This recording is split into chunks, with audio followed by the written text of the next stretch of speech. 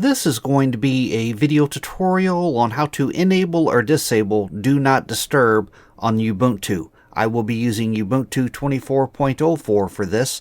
Let me jump over to my desktop here.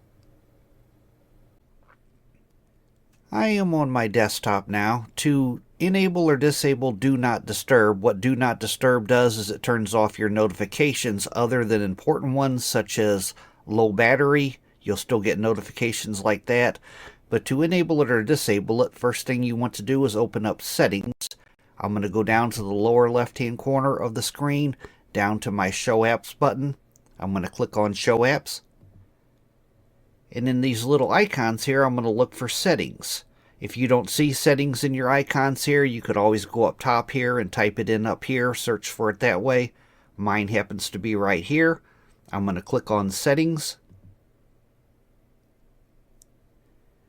Now once you have Settings open, the pane off to the left hand side, you want to scroll down to where you see it says Notifications and click on Notifications. Then right up here at the top on the center pane, Do Not Disturb.